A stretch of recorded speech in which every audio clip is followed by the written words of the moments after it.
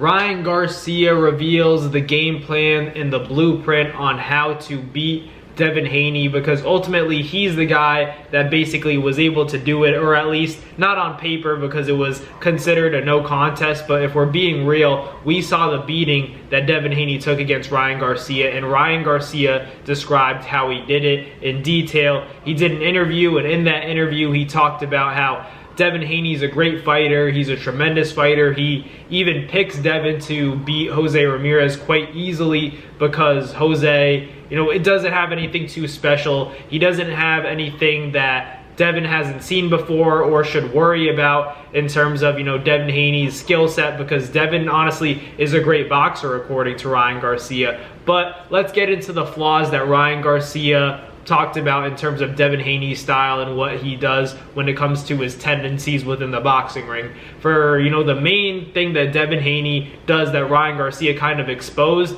is his lunging in with the jab. All this time, we thought that Ryan Garcia kind of saw that Devin Haney, when he throws the jab, he kind of leaves an opening between his cheek, and his guard, right? He leaves that opening, which, allows Ryan Garcia to land that hook, kind of, split the guard a little bit and land it right on Devin Haney's chin. And that's when Devin Haney got cracked with that left hook. We all saw that, but Ryan Garcia went in to describe deeper and something more particular about what happened in that moment. And that was when he realized that Devin throws a jab very dramatically. A lot of guys, they throw a jab like this, it's not really about moving their body. If you guys have watched Ryan Garcia over and over, and he teaches, anybody how to throw a jab, he says you're supposed to act like you're catching a fly, right? Just grab it, just boom, quick, bring it back, and you're in that position again. But if you watch Devin Haney throw a jab, it's a little bit different.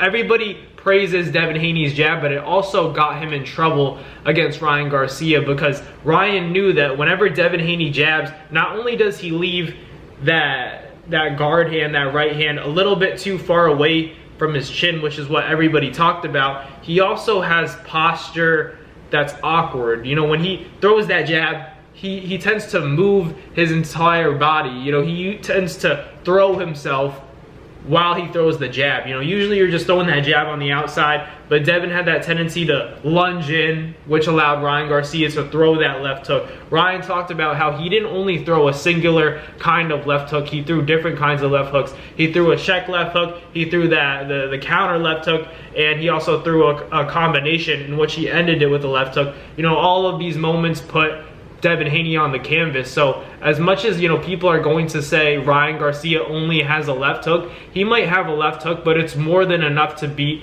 your favorite fighter. That's just the facts, because he can throw it in different ways. Like he said, he threw it in a combination, he threw it as a counter, and he threw it as a check hook. So you can't say that Ryan Garcia only has a left hook, especially if he's able to throw it in different ways, different speeds. He can throw it slow, he can throw it fast, he can counter you with it. So it's just, like I always say, the most dangerous punch in boxing. That's why I really do believe Ryan Garcia is one of the toughest fighters to beat right now, because he's so dangerous, because he's so lethal. A lot of people gravitate towards Ryan Garcia because he doesn't play by the rules. He's really like the Mike Tyson of our era, because he's so unpredictable, he's so wild, people don't know what he's gonna do. He's a sporadic individual, and because he's that way, it scares his opponents. Of course it scares his opponents, because people are used to, nowadays in the sport of boxing, you could argue that the sport's gone soft because you see a lot of handshakes, you see a lot of talking on social media, but not so much in person.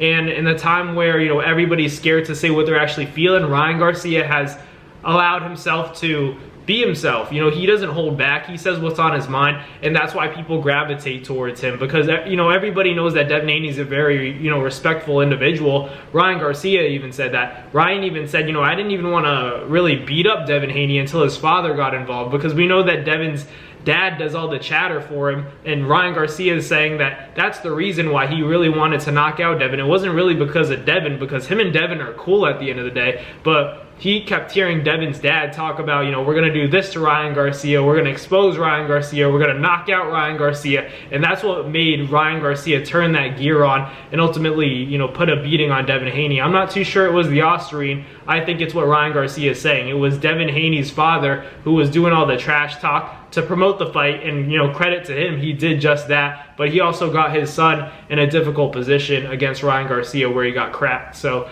we'll see what happens. You know, Devin Haney and Jose Ramirez May 2nd live in Times Square, the center, the mecca of performance and boxing in New York. But we'll see what happens. Let me know down below what you guys think. I still think Devin should win, but Ryan Garcia released that blueprint. So let me know in the comments down below what you guys think. But thank you guys for watching. Like, comment, and subscribe. And I'll catch you guys on the next Snaps Boxing video. Peace.